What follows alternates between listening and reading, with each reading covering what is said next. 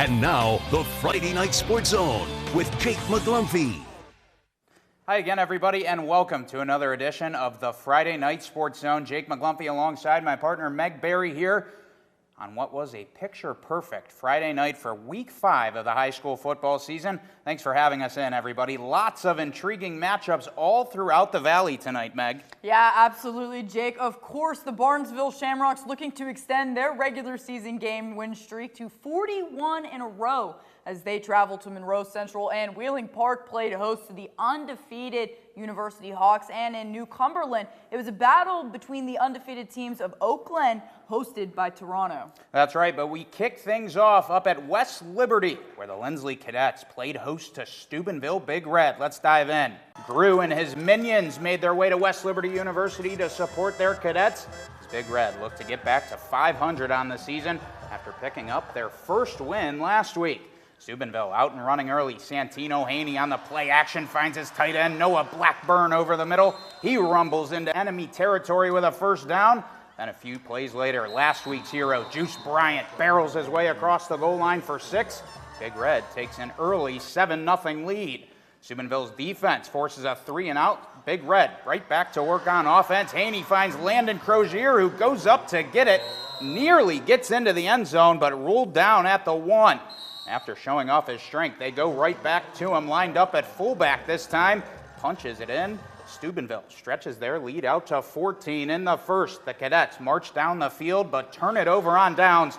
Big Red takes advantage, marching down the field. Haney caps off the drive with a nice pitch and catch to Trayvon Wiggins to make it 21-0.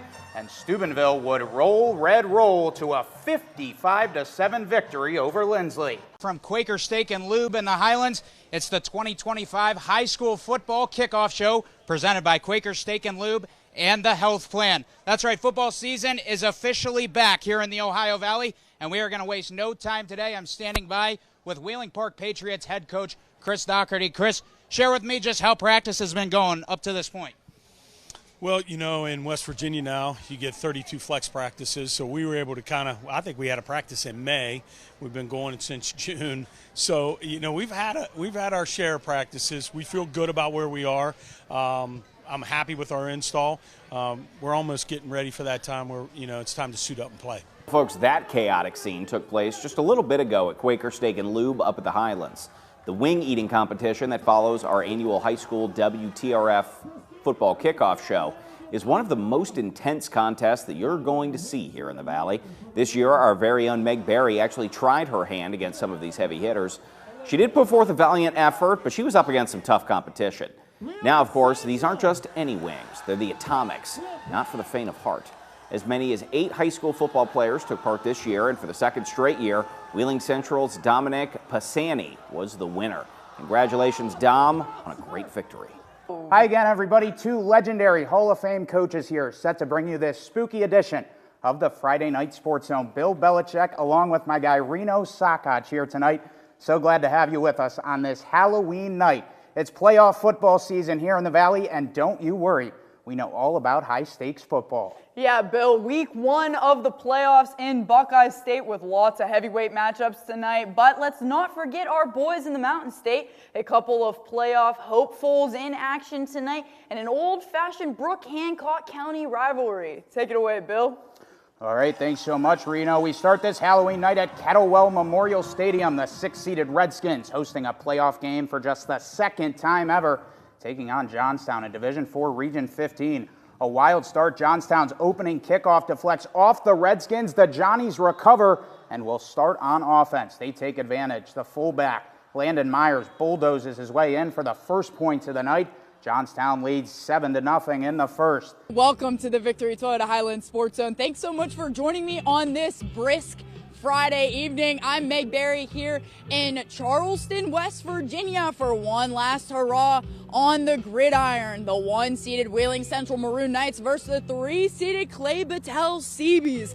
And we have quite the matchup for us this evening. The Knights are no stranger to the environment here in Charleston, as they are here for the 13th title today.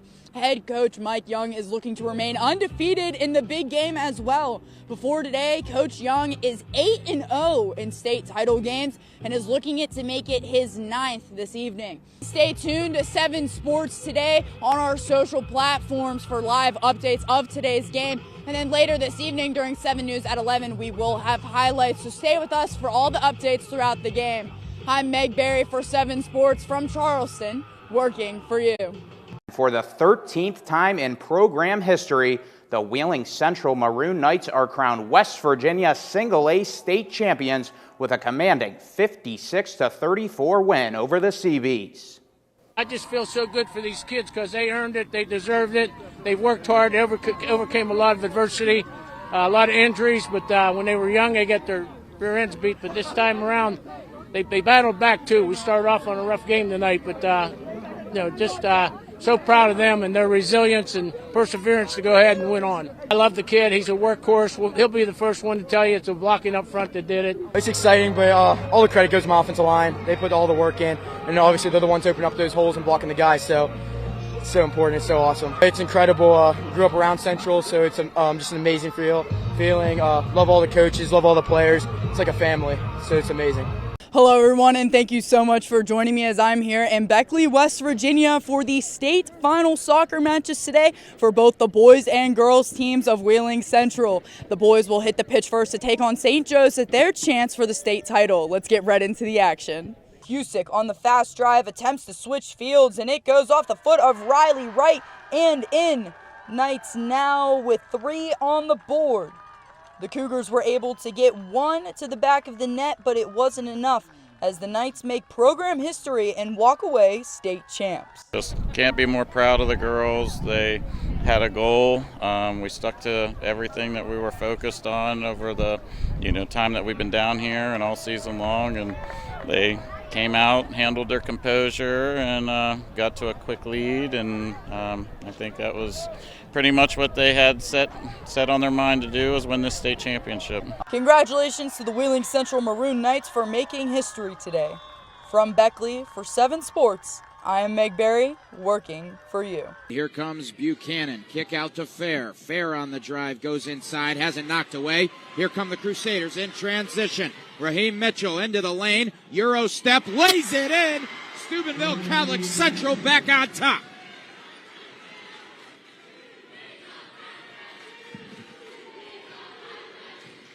So here we go. Everything you could ask for in a championship matchup as we are 3 minutes and 20 seconds away from crowning an OVAC champion in the 2A class.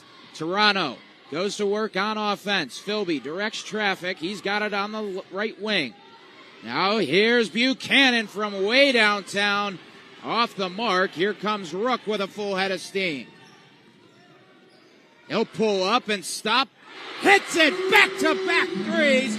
Benji Rook, the Crusaders' all-time leading scorer in school history, making sure people know his name. More than 500 people put their bodies to the ultimate test today at the Tough as Nails Urban Challenge as part of Ogden Newspaper's Wellness Weekend. Thanks for joining us for 7 News at 6. I'm Michelle Chavez.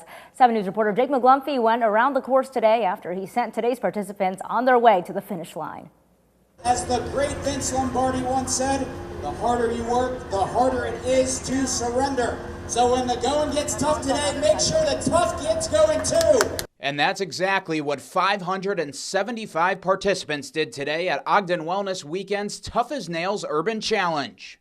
Runners 16 years and older battled 5 miles of more than 20 back-breaking obstacles rolling through the grueling West Virginia hills. For people like Trish Morris of the Jackson County Running Group in Ripley, West Virginia, it's a bucket list item due to how unique the course is. This is the second obstacle course I've ever done. I've been a runner, but no obstacle course, so I'm just going to try to take it easy. The ones that I think I can do, I'm just going to jump over and I'm going to nail it, and then the other ones, I'm just going to pray I make it. This year's challenge saw some of Wheeling's finest tackling the course as Wheeling Fire Lieutenant Paramedic Tom Halushak and Wheeling Police Deputy Chief Josh Sanders joined their team from OV CrossFit to compete in their first ever Ogden Wellness Weekend. We've typically worked this event or helped plan this event for the last over 20 years? Yeah, 20 years. And this is one of our first years we're actually going to get to do the race, and we've done the whole wellness weekend already. While the Tough as Nails Urban Challenge is one of the grand finales to Memorial Day weekend here in Wheeling, Deputy Chief Sanders says they still have more work to do with their team tomorrow. CrossFit gyms across the country, always on Monday, Memorial Day, we always do Murph Challenge, which is in honor of Murphy, who was killed in Afghanistan. So Monday will be our finale when we finish up with the Murph Challenge. But we're really excited about the Tough as Nails. This is my first time truly participating in it. Longtime Wheeling resident Steve Quickle has been running the Tough as Nails since it started 5 years ago. He says while the obstacles are challenging, there's a lot more that you can take away from an event like this. I can't look at a obstacle and say, you know what, I can't do it, because it's mental. And you put your mind to it. Each and every person today should not have fear of obstacles. This is what the world is about. Adversity and dealing with it, and it's how you deal with it. So it doesn't matter what obstacles in front of us, we are going to do it. After climbing the stairway to heaven, scaling the walls of Fort Henry, and rolling through the slot machines, participants of all ages proved that they were tough as nails. Woo! I didn't think I could do that. Reporting in Wheeling for 7 News, I'm Jake McGlumphy, working for you. Hello everyone, and welcome to the Victory Toyota Highland Sports Zone. Thanks so much for joining me throughout the holiday season. I'm Meg Berry. What started off as a normal rivalry basketball game turned into a day where bystanders became heroes. On December 12th, it was just another Friday night basketball game. Shadyside welcomed Caldwell into a packed gym, and tip-off felt like business as usual. But by the fourth quarter, everything changed. And so did the atmosphere inside the building. I heard of an expression of shock from the crowd, and I thought I'd missed something. You know, maybe somebody was in a fight, and I scanned the floor, and I turned to the Shadyside bench side, and I saw Bob laying flat on the ground. Bob Montgomery, a longtime OVAC basketball official, collapsed and went into cardiac arrest during a timeout in the fourth quarter. When EJ reached Montgomery, he immediately knew action had to be taken to save his life. After Shadyside athletic trainer Rachel Halstead confirmed Montgomery had a little pulse, EJ stepped in and took action. And I knew time was of the essence, and so I instructed some bystanders first, call 911, and then bring the AED right now. What began as a moment of fear quickly turned into a coordinated effort to save Montgomery's life. And then one of our players turned around and pointed to him on the ground. And I was kind of like in shock. I didn't know what was happening. Then I immediately saw him turn white and look like he wasn't breathing. So then I immediately knew something was wrong, and that's when I yelled up to our superintendent to just grab the AED. And the AED was actually already on its way down by Mr. Pollock, who's a principal, which was just immediate reaction, like he already knew what was going on. A nurse from the stands and another from the concession area stepped in, guiding those on the floor through the next steps to help save Montgomery's life, doing it so safely and correctly. I just did a prayer over him because that's all I could really do in that situation as people were performing. Next thing you know, we got him up on the stretcher with the EMT, and they got him out of there with a good pulse, and he was breathing, the color in his face was back good, and just kept saying a prayer and was hoping everything turned out okay. Prayers were answered and a life was saved. Thanks to the quick thinking and readiness of those around him, Montgomery has another chance at life. And the Shadyside family can't wait to welcome him back. I just know he's stable now. I pray for the best and hope that he can come out of it and recuperate and come back in our gym, and we can give him a big welcome back.